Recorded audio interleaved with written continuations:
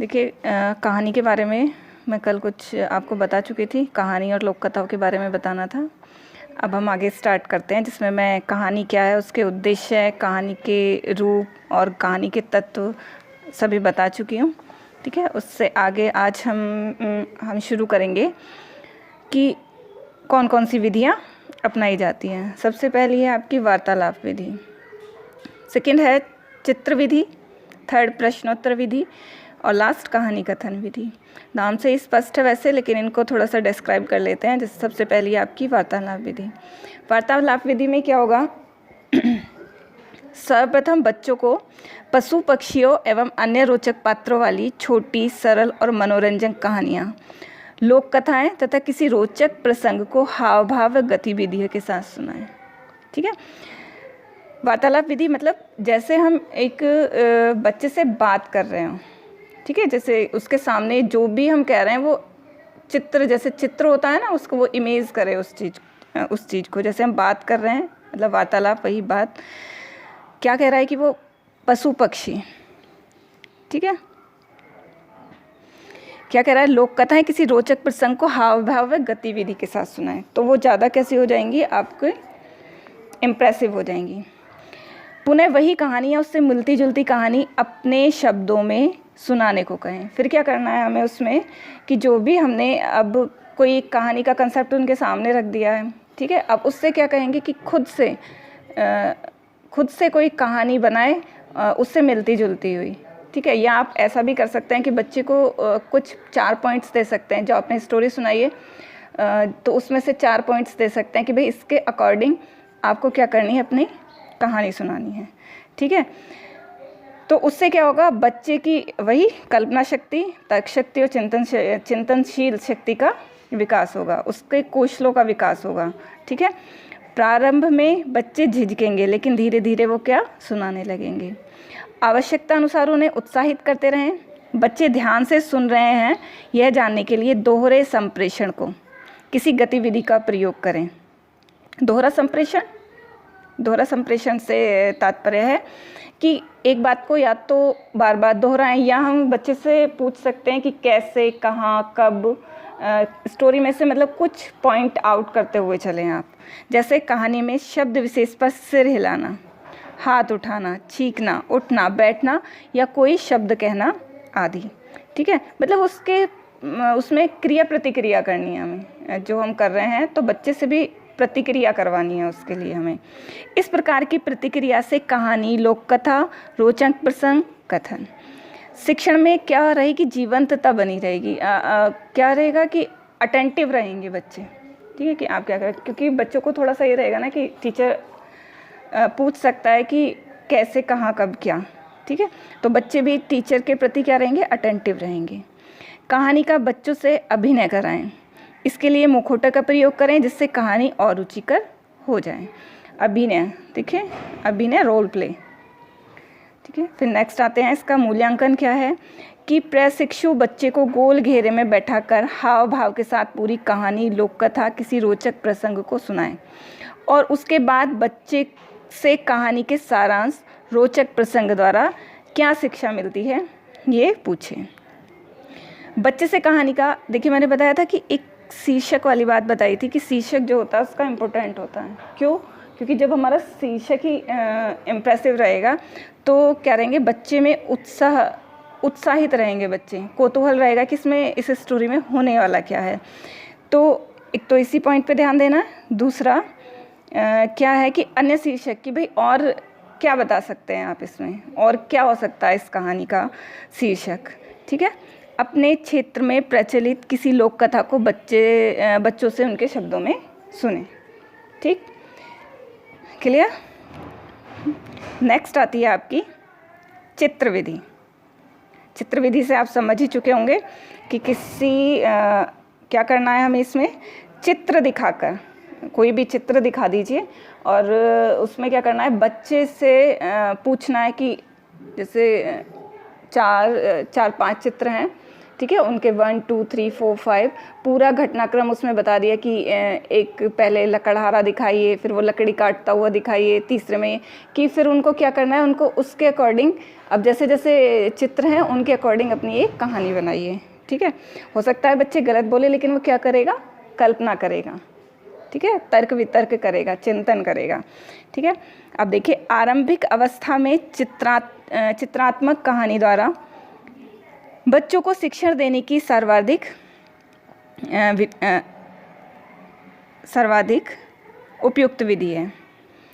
ठीक है, सर्वप्रथम कक्षा में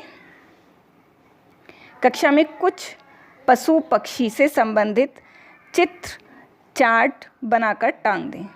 ठीक है, चित्र या चार्ट बनाकर टांग दें और बच्चे से उससे संबंधित कुछ वाक्य इस प्रकार बनाने को कहे जिससे वो एक कहानी बन जाए। इसके लिए बच्चों के सामने पहले कुछ उदाहरण प्रस्तुत करें, जैसे कहानी की घटनाओं पर आधारित वाक्यों को क्रम में लगाना। कि जैसे देखिए मैं आपको एक स्टोरी से बताती हूँ। चित्र बना दिए हैं, है ना, कि एक अभी मतलब बच्चे हैं, 2 बच्चे हैं, एक लड़का है, पहले लड़का आता है बाग में, फिर एक लड़की आती है। ठीक है, उनका पहले फिर वो लड़का पेड़ पर चढ़ता है, फिर आम आता है। ठीक है, आम का कंसेप्ट आता है। आम लड़का तोड़ता है, लड़की उसको उठाती है।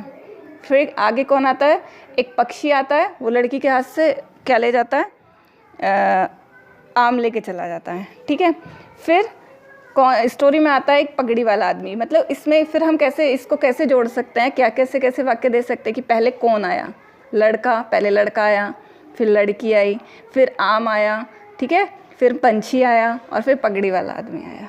ठीक है, इस तरह से मतलब उसका पूरे एक वाक्य बनाए कि पहले कौन आया। ठीक, पूरी कहानी या कहानी के अंश को स्थानीय भाषा में परिवर्तित कराना। ठीक है, स्थानीय भाषा जैसा बच्चे को आसानी से समझ में आए, जैसे वहाँ बोलचाल वाली भाषा है।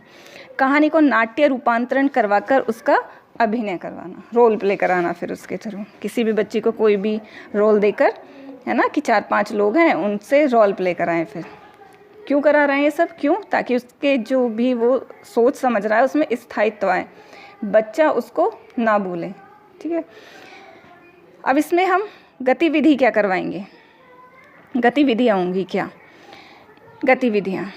ठीक है, चार्ट पर किन किन जानवरों के चित्र हैं। ठीक है, फिर शेर कहाँ रहता है। ठीक है, वैसे मैं बता चुकी हूँ, वही चीज़ इन्होंने मतलब उदाहरण दूसरा, एग्जाम्पल दूसरा हो गया है। जैसे वो कि मैंने पहले भी एक स्टोरी के थ्रू आपको समझा दिया, या जंगल में रहने वाले कुछ जानवरों के नाम बताओ। चूहा कहाँ रहता था, घर के पालतू जानवरों के नाम बताइए। एक शेर और चूहे वाली स्टोरी है, आपने देखा होगा। बच्चों को वो केवल वर्डिंग नहीं होती है, उसमें लिखा हुआ नहीं होता, किसके थ्रू समझाते हैं, केवल एक इमेज, एक चित्र होता है, उसके थ्रू समझाते हैं। ठीक है, अब क्या करना है शिक्षक को, शिक्षक हाव भाव के साथ कहानी सुनाए एवं बच्चों से भी हाव भाव के साथ सुने। ठीक, मूल्यांकन कैसे होगा कि बच्चों को 2 पंक्तियों में बैठा दें। ठीक, कहानी पर कोई प्रश्न प्रथम पंक्ति का एक बच्चा पूछे, उसका उत्तर दूसरी पंक्ति का कोई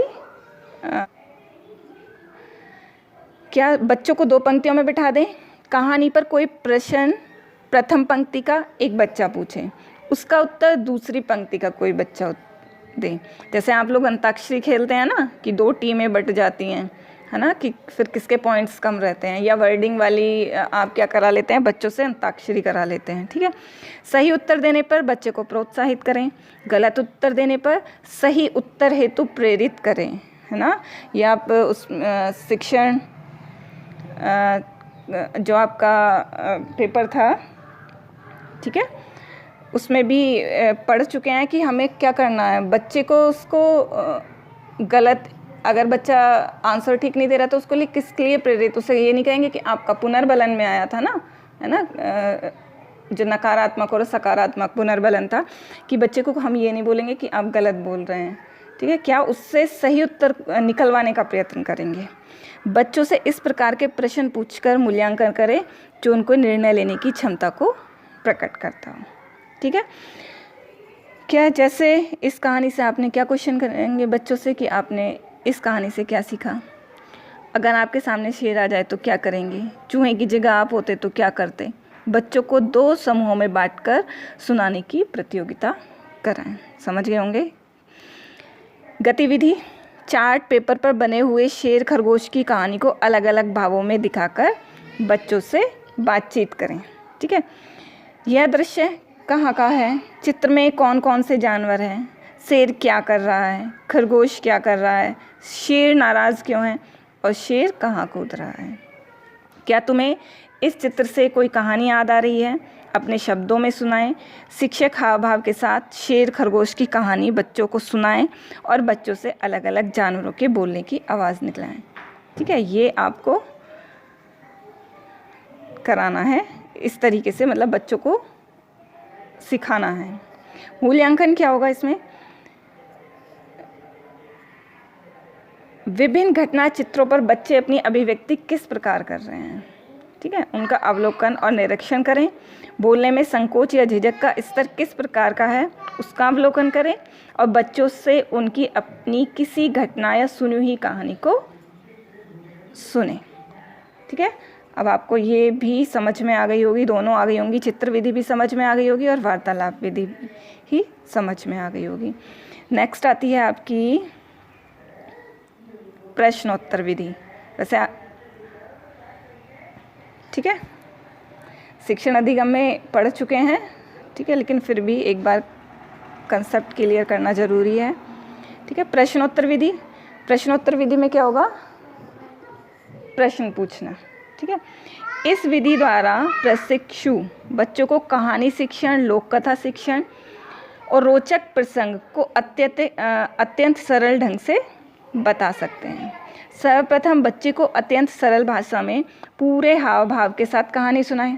फिर क्या करना है? उनसे कहानी सुननी है। कहानी की घटनाओं को आधार बनाकर क्या करना है? बच्चों से प्रश्नोत्तर करना है। क्यों? ताकि बच्चे टीचर को ध्यानपूर्वक सुने। ठीक है, क्योंकि आप एक वाचन है ना, वाचन होता है, लेखन होता है, लेकिन वाचन और लेखन हमारा कब सफल होता है? जब वो अर्थपूर्ण हो, है ना, जब हमारे हाव भाव है, जो मनोभाव हैं, उनको हम बता रहे हैं तो सामने वाला भी समझ रहा हो, तभी तो वो पूर्ण है, अन्यथा बेकार है। तो इसीलिए कैसा होना चाहिए कि जो हम कह रहे हैं, जो हम बच्चे को समझा रहे हैं, वो क्या है, हमें वो बच्चा उसको ध्यानपूर्वक सुन रहा हो। ठीक है, जैसे प्यासा कौआ कहानी पर बच्चों के साथ बातचीत प्रश्नोत्तर करने के लिए निम्न बिंदु हो सकते हैं। बच्चे कैसे प्यासे कौए ने क्या उपाय सोचा? ठीक, तुम घड़े से पानी निकालने के लिए क्या करते हो? हम पानी कहाँ से प्राप्त करते हैं? ठीक है, इस प्रकार प्रश्नोत्तर का क्रम को बढ़ाएं। कौआ, घड़ा, कंकड़ आदि का चित्र बच्चों द्वारा बनवाएं, उन्हें प्रोत्साहित करें और आवश्यकता अनुसार उनकी मदद करें। ठीक, अब आता है मूल्यांकन। मूल्यांकन में क्या होगा?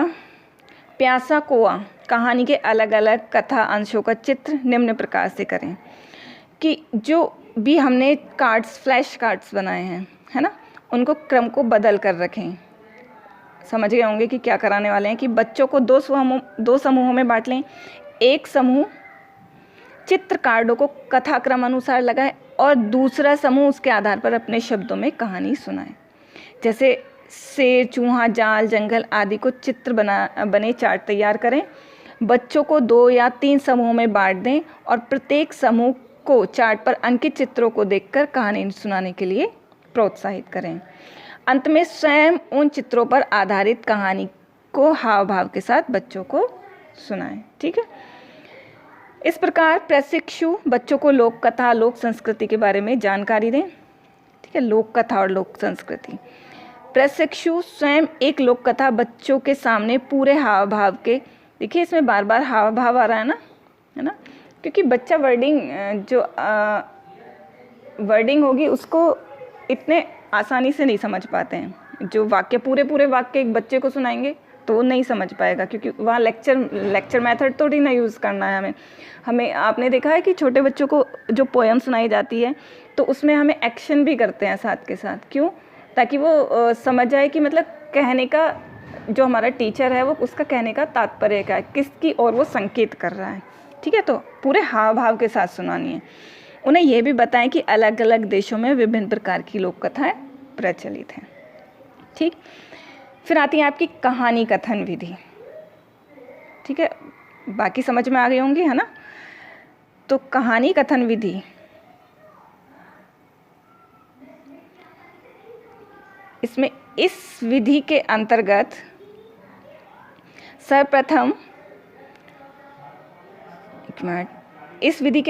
सर्वप्रथम प्रशिक्षु बच्चों को छोटी व रोचक कहानी, ठीक है, हाव भाव के साथ सुनाएं।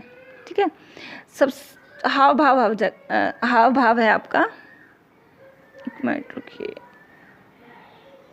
जो ये हाव भाव है ये हर जगह आता है आपका। ठीक है, क्योंकि छोटे बच्चों के लिए यही इम्पोर्टेंस होता है। पुनः यही कहानी या उससे मिलती जुलती कहानी अपने शब्दों में सुनाने को कहें। इसी प्रकार मुर्गा लोमड़ी की कहानी सुनाने के बाद बच्चों से विभिन्न प्रश्नों द्वारा कहानी में रोचकता लाया जा सकती है। जैसे प्रश्न कैसे कर सकते हैं, तुम्हें कौन से जानवर अच्छा लगता है और क्यों लगता है? लोमड़ी ने मुर्गे से क्या कहा? लोमड़ी भागकर कहाँ गई होगी? लोमड़ी और मुर्गे में कौन चालाक? मतलब एक स्टोरी को छोटे छोटे प्रश्नों में भी बांटा है। ठीक है, और फिर बच्चे ने कितना उसको समझा है ना, कितना उसको समझा है। तो जब हम ये प्रश्नोत्तर कहानी कथन विधि का यूज़ करते हैं, इसके थ्रू हमें मूल्यांकन हो जाता है कि जो हम कह रहे हैं उस चीज़ को बच्चा समझ भी रहा है या नहीं समझ रहा है। या देखिए, किसने कहा, नाम बताइए। ठीक है, ये इस तरीके के हम क्वेश्चन उनसे कर सकते हैं कि किसने कहा, नाम बताइए कि सभी पशु पक्षियों में समझौता हो गया था। किसने कहा और किससे कहा? मैं खूंखार जानवरों के डर से यहाँ बैठा हूँ, ये तो वास्तव में दुनिया का सबसे अच्छा, इस तरीके के क्वेश्चन। ठीक है, और निम्नलिखित वाक्यों को, अब ये टीचर ने हाव भाव के साथ किया, बच्चे को भी क्या कराना है, बच्चा भी जब उसको सुनाए तो वो भी क्या, उसके भी हाव भाव ऐसे ही प्रकट हों। ठीक है, मतलब बच्चे के संवेग जो होते हैं, ठीक है, वो संवेग जो होते हैं वो भी दिखाई देने चाहिए, है ना। कि क्रोध आया या खुश है तो वो कैसे, मतलब उसको हम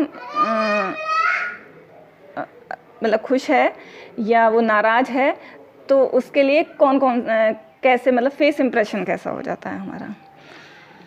ठीक है।